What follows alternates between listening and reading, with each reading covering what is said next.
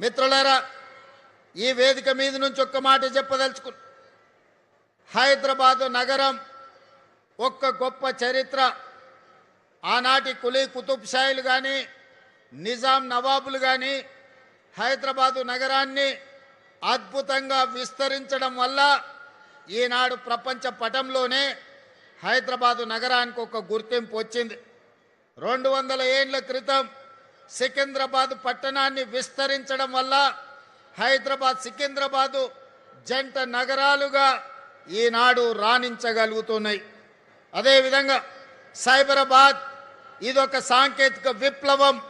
ఈ సైబరాబాదే ఈనాడు రాష్ట్ర ఆదాయంలో 60% అందించి తెలంగాణ ముఖ చిత్రాన్ని మార్చి ఈనాడు సైబరాబాదు ప్రాంతంలో 200 కోట్ల రూపాయలకు పైగా భూమి ధర బలుకుతుందంటే బంగారానికంటే రంగారెడ్డి జిల్లా భూముల విలువ ఎక్కువ అని చెప్పి ఈనాడు నిరూపించిన చరిత్ర మన సైబరాబాద్ ప్రాంతానికి ఉన్నది. మిత్రులారా, మీరు ఆలోచన చేయండి. ఆనాడు కులీ కుతుబ్ షాయిలు, నిజాం నవాబులు చార్మినార్ నుంచి గుల్జార్ వాజ్ వరకు, మోజంజాయ్ మార్కెట్ నుంచి కబూతర్ ఖానా వరకు నిర్మాణం చేయకపోయి ఉంటే చరిత్రలో మనకు గుర్తింపు వచ్చి ఉండేదా? ఆనాడు 1908లో తుఫాను వచ్చి వేలాది మంది ప్రాణాలు కోల్పోతే చలించిపోయిన నిజాం సర్కార్ గండిపేట హిమాయత్ సాగర్ నిర్మించడమే కాకుండా మూసా ఈసా నదుల యొక్క ప్రవాహాన్ని నగరం మీద ఉప్పెనై కప్పేయకుండా మూసీ నదిని ఆనాడు నిర్మించబట్టే కదా ఈనాడు చరిత్రలో గొప్ప నగరంగా మనం రాణించగలిగినాం. సికింద్రాబాద్ కంటోన్మెంట్ ప్రాంతంలో ఆర్మీని నివసించడానికి ఆర్మీ ఉత్పత్తి చేసిన యుద్ధ సామాగ్రిని అక్కడ దాచుకోవడం వల్లనే కదా ఈనాడు శత్రు దుర్భేద్యమైన నగరంగా మన జంట నగరాలు నారినిచ్చినాయి. అదేవిధంగా స్వతంత్రం వచ్చిన తర్వాత ఆనాటి ముఖ్యమంత్రులు ఆలోచన చేసి భవిష్యత్ ప్రణాళికలకు కార్యాచరణ చేసి సైబరాబాదు నగరాన్ని నిర్మించి సైబరాబాద్ అనే ఒక గొప్ప నగరాన్ని ఈనాడు ప్రపంచానికి అందించిండ్రు కదా. ఆ రోజు కూడా హైటెక్ సిటీ అంటే నవ్వినోళ్ళు ఉన్నారు, ఔటర్ రింగ్ రోడ్డుని అడ్డుకున్నోళ్ళు ఉన్నారు, అంతర్జాతీయ ఎయిర్పోర్ట్ వద్దే వద్దని పట్టుబట్టినోళ్ళు ఉన్నారు, ఐటీ కంపెనీలు ఫార్మా కంపెనీలు మాకు వద్దే వద్దు, జీనోమ్ వ్యాలీ మాకు అవసరమే లేదు అని చెప్పినోళ్ళు ఉన్నారు. ఆనాడు అభివృద్ధిని అడ్డుకోవాలని, ఈ నగరం అభివృద్ధి చెందొద్దు, ఈ ప్రజలు బాగుపడొద్దని ఆనాడు కూడా కుట్రలు కుతంత్రాలు చేసి కడుపులో విషం, మూసీలో ఉన్న కాలుష్యానికంటే ఎక్కువగా పెట్టుకొని విషం జమ్మిన నాయకులు కూడా ఆనాడు ఉన్నారు. కానీ ఆనాటి ముఖ్యమంత్రులు ఔటర్ రింగ్ రోడ్ కానీ, హైటెక్ సిటీ కానీ, అంతర్జాతీయ ఎయిర్పోర్ట్ కానీ, ఐటీ కంపెనీలను కానీ, జీనోమ్ వ్యాలీని కానీ, మైక్రో ఇన్ఫోసిస్, గూగుల్ లాంటి సంస్థలను తేకపోయి ఉంటే ఈనాడు 10 లక్షల మంది తెలంగాణ యువకులకు ప్రపంచం నలుమూలల ఐటీ నిపుణులుగా రాణించవాళ్ళ ఒక్కసారి ఆలోచన చెయ్యండి.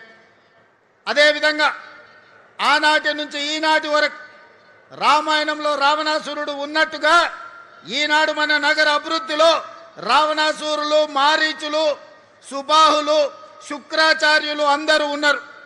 శుక్రాచార్యుడు ఫామ్ హౌస్లో వండిండు, మారీచుడిని సుబాహుల్ని మన మీదికి వదిలిండు.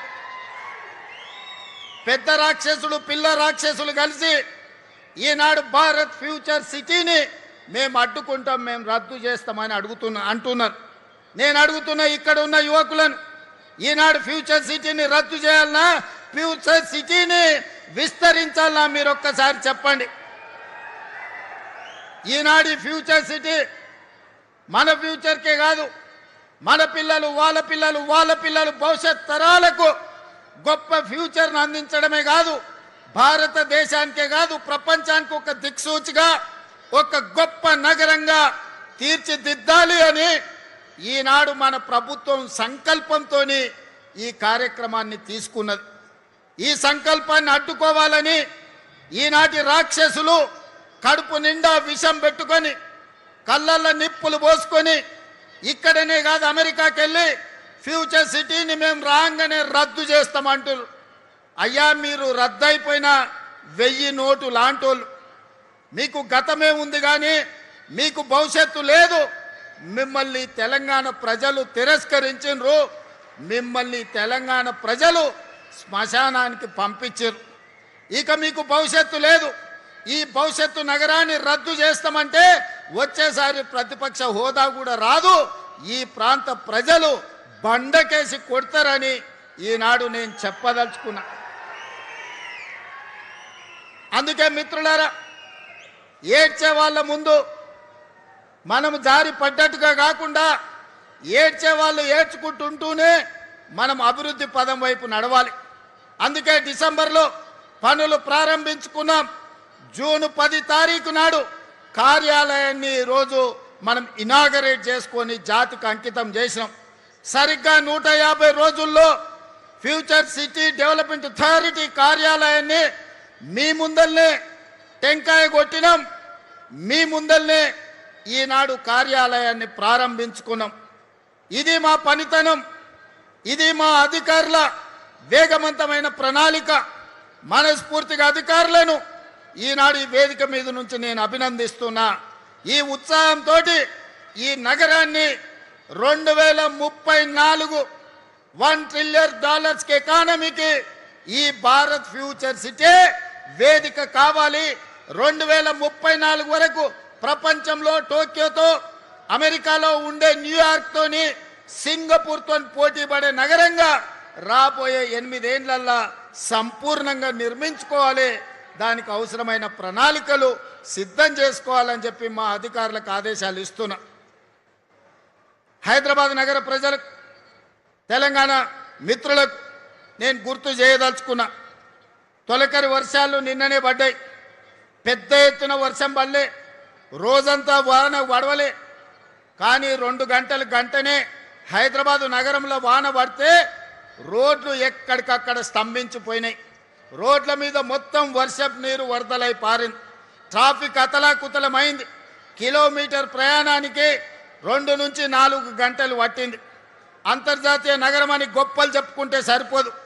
అంతర్జాతీయ ప్రమాణాలతోని మౌలిక వసతులను అభివృద్ధి చేసుకోవాలి. 10 ఏళ్ళు మేము అభివృద్ధి చేసినాం, 100 కోట్లకి ఎకరం అమ్మినామని గొప్పలు చెప్పుకున్నోళ్ళు, జబ్బలు జరుచుకున్నోళ్ళు నిన్న ట్రాఫిక్ సమస్యకు కారణం ఏందో చెప్పండి.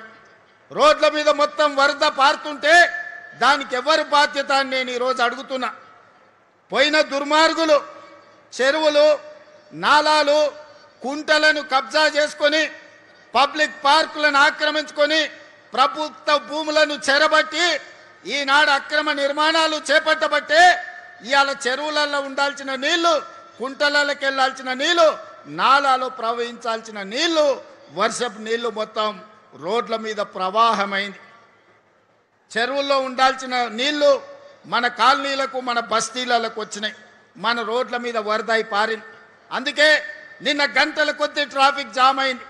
మరి దీన్ని పరిష్కరించుకోవాల్సిన బాధ్యత మన మీద ఉన్నదా లేదా ఒక్కసారి ఆలోచన చేయండి. ఇవన్నీ ముందస్తుగా ఆలోచన చేసి ఈనాడు చెరువులు ఆక్రమించుకున్నా, కుంటలను ఆక్రమించుకున్నా, నాలాలను ఆక్రమించుకున్నా, ప్రభుత్వ పార్కులను చెరబట్టినా ఈరోజు నిర్దాక్షిణ్యంగా ఆ అక్రమ కట్టడాలను తొలగించుకుంటూ వాటిని పునరుద్ధరించుకుంటూ వెళ్తున్నాం. ఇవాళ తెలంగాణ ప్రజలు, ముఖ్యంగా నగరానికి సంబంధించిన పెద్దలు ఆలోచన చేయండి. 1 ఇంచు కానీ, 1 గుంట కానీ, నేను కానీ, మా బట్టి గారు కానీ, మా శ్రీధర్ బాబు గారు కానీ, మేమెవరమైనా 1 ఇంచు భూమైనా మేము తీసుకున్నామా? ఎవరికైనా అందజేసినామా? ఇవాళ వాటిని తొలగించి ఇవాళ మంచి చెరువులను పునరుద్ధరిస్తున్నాం. లేక్ ఎకానమీ అని మా అక్కలకు, ఆడబిడ్డలకు ఈ లేక్ల చుట్టూతా మంచి షాపింగ్ మాల్స్ డిజైన్ చేసి కూరగాయలు అమ్మడానికి, పాలు అమ్మడానికి, పండ్లు అమ్మడానికి ప్రజలు వాకింగ్ కోసం వచ్చి పాలు, పండ్లు, కూరగాయలు తీసుకెళ్లడమే కాకుండా వాళ్ళ మన్మన్లను, మన్మరాలను ఆడిపించుకోవడానికి ఆట స్థలాలను ఈరోజు లేక్ల చుట్టూతా మనం అభివృద్ధి చేస్తున్నాం. రాజేంద్ర నగర్లో బుమరక్ దౌలా అని నిజాం సర్కార్లో ఉన్న గొప్ప చెరువును ఆక్రమించుకుంటే ఆక్రమణలు తొలగించి ఈరోజు పునరుద్ధరించినాం. ఈ ప్రాంత యువకులు రాజేంద్ర నగర్ వైపు పోయినప్పుడు బుమరక్ దౌలా చెరువు ఎట్లా అభివృద్ధి చెందిందో చూడండి. కుక్కట్పల్లిలో నల్ల చెరువు చూడండి, హైటెక్ సిటీ దగ్గర తుమ్మిడికుంట చూడండి, లేకపోతే సున్నం చెరువును చూడండి. అంతెందుకు మా హనుమంతన్న 50 ఏళ్ళు కొట్లాడిండు బతుకమ్మ కుంట ఆక్రమణలు తొలగించమని. ఇవాళ అంబర్పేటలో ఉన్న బతుకమ్మ కుంటకు పోయి చూడండి అక్కల్లారా, దాని పేరే బతుకమ్మ కుంట. వెనకటికి ఆడబిడ్డలు బతుకమ్మ ఆడి బతుకమ్మల్ని ఆ కుంటలో వదిలేటోళ్ళు. బీఆర్ఎస్ నాయకులు అంబర్పేట ఇన్ఛార్జ్ ఎట్ల సుధాకర్ రెడ్డి అని ఆ బతుకమ్మ కుంట 15 ఎకరాలు కబ్జా పెట్టుకొని కేసీఆర్ వచ్చినప్పుడు హెలికాప్టర్లో గులాబీ పూలు జల్లిండని ఆ 15 ఎకరాల బతుకమ్మ కుంట ఆ ఎడ్ల సుధాకర్ అన్నట్టు ఆయనకు రాసిచ్చాడు. వాళ్ళ తాత జాగీరా రాసి అని కానీ నేను అడుగుతున్నా. ఆడబిడ్డలు బతుకమ్మలు ఆడుకొని బతుకమ్మలు వదిలే బతుకమ్మ కుంటను దుర్మార్గులు చెరబడితే ఈనాడు నిర్దాక్షిణ్యంగా ఆ అక్రమార్కుల పని బట్టి ఈనాడు బతుకమ్మ కుంటను పునరుద్ధరించడం. గొప్ప గొప్ప వ్యక్తులు గండిపేట హిమాయత్ సాగర్ను ఆక్రమించుకుంటే వాటన్నిటిని తొలగించే ప్రయత్నం చేస్తున్నాం. ఇవన్నీ మా కోసం కాదు, ఇవన్నీ భవిష్యత్ తరాల కోసం. ఈనాడు ఢిల్లీ చూడండి, కాలుష్యంతో బడులు బంద్ అయినాయి, పార్లమెంటు బంద్ అయింది, ప్రభుత్వ కార్యాలయాలు బంద్ అయినాయి. ముంబైలో వాన వస్తే రోజుల కొద్దీ ఇంట్లోకి వెళ్ళి బయటకు వెళ్ళలేని పరిస్థితి. బెంగళూరులో ఇంట్లో నుంచి వెళ్తే ఎప్పుడు ఎయిర్పోర్ట్కి వెళ్తామో మనకు తెలియదు. చెన్నైలో వాన వస్తే పడవల్లో తిరుగుతారు. కలకత్తాలో శాంతి భద్రత లేక కత్తులతో పొడుచుకుంటారు. మరి ఇన్ని నగరాల నుంచి మనం ఏదైనా నేర్చుకోవాల్సిన అవసరం ఉందా లేదా చూడండి. అందుకే ఈనాడు దుర్మార్గులు ఆక్రమించుకున్న వాళ్ళు కబ్జా కోరులు బాధపడ్డా సరే కొద్దిమంది బాధపడవచ్చు, లక్షలాది ప్రజలకు న్యాయం జరుగుతుంది. ఈ నగరం అంతర్జాతీయంగా రాణిస్తుందని హైదరాబాదు నగరంలో కబ్జా కోరలు బీకడానికి ఈనాడు మన ప్రభుత్వం పనిచేస్తుంది. భవిష్యత్తులో ఇంకా బలంగా వ్యవహరిస్తుంది. దుర్మార్గులను తోక కత్తిరిస్తుంది. వాళ్ళ వెనకాల ఉన్నోళ్ళని కూడా వాళ్ళ పని పడతామని చెప్పి ఈనాడు ఈ వేదిక మీద నుంచి నేను చెప్పదలుచుకున్నా. అందుకే మిత్రులారా, ఈనాడు ప్రపంచం మన వైపు చూస్తుంది. చరిత్రలో జూన్ 10, 2026 తారీఖు చరిత్రలో సువర్ణ అక్షరాలతో లిఖించబోతున్నాం. భారత్ ఫ్యూచర్ సిటీలో ఈనాడు green pharma, sports, education, health, అదేవిధంగా AI, data centres, GCC centres, global fortune 500 కంపెనీలను వీడికి రప్పించేదానికి ఈరోజు పునాది వేసుకున్నాం. పోయిన డిసెంబర్లో గ్లోబల్ సమ్మిట్ ఇక్కడనే ఏర్పాటు చేసినాం. ప్రపంచ దేశాలన్నిటినీ ఇక్కడికి రప్పించగలిగినాం. మళ్ళీ డిసెంబర్లో గ్లోబల్ సమ్మిట్ను మా శ్రీధర్ బాబు గారి నేతృత్వంలో అద్భుతంగా నిర్వహించి ఇక్కడికి ప్రపంచ దేశాలను రప్పించడమే కాదు, వాళ్ళ పెట్టుబడులను ఆకర్షించి మన స్కిల్స్ యూనివర్సిటీలో మన ATCలలో చదువుకున్న వాళ్ళకు లక్షలాది మందికి ఉద్యోగ ఉపాధి అవకాశాలు కల్పిస్తాం.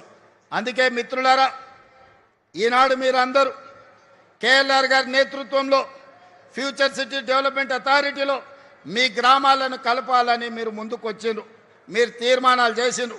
మా కసిరెడ్డి నారాయణ రెడ్డి కల్వకుర్తి ఎమ్మెల్యే గారు కూడా కొన్ని ప్రతిపాదనలు తెచ్చిండు. ఇవాళ సూచన ప్రాయంగా కొన్ని గ్రామాలను ఫ్యూచర్ సిటీలో కలిపినాం. భవిష్యత్తులో కార్యాలయం ఇక్కడనే ఉంటుంది. గ్రామాల వారీగా చర్చలు చేసి వాళ్ళందరినీ కూడా ఫ్యూచర్ సిటీలో కలుపుతుంది ప్రభుత్వం. ఈ ఫ్యూచర్ సిటీని దేశానికే కాదు ప్రపంచానికే ఒక గొప్ప నగరంగా రాణిస్తుందనడంలో ఎవరికి ఎలాంటి అనుమానాలు లేవు. అడ్డం పడ్డోళ్లను అడ్డంగా తొక్కుకుంటూ పోతారు ఈ ప్రాంత రైతాంగం, ఈ ప్రాంత ప్రజలు. ఈ నగరాన్ని వాళ్ళే కాపాడుకుంటారు, ఈ నగరాన్ని వాళ్ళే నిర్మించుకుంటారు. ఈ నగరాన్ని ప్రపంచానికి అంకితం చేసే యువత ఈ ప్రాంతంలో ఉన్నారు. వాళ్ళ మీద నాకు సంపూర్ణమైన విశ్వాసం ఉన్నది. ఈ నగరం భవిష్యత్తుకు ఒక దిక్సూచి. ఖచ్చితంగా ఈ నగరం విరాజిల్లుతుంది. హైదరాబాద్కి ఎంత గొప్ప పేరు వచ్చిందో పర్ల్స్ విషయంలో కావచ్చు, హైదరాబాదులో ఫ్రూట్స్ విషయంలో కావచ్చు. హైదరాబాద్ అంటే lakes and rock city. Bharat future city కూడా నెట్ జీరో సిటీగా, కాలుష్య రహితమైన నగరంగా, ప్రపంచంలోనే గొప్ప నగరంగా రాణిస్తుంది. తీర్చిదిద్దుతామని మీ అందరికీ తెలియజేస్తూ మీ అందరి దగ్గర సెలవు తీసుకు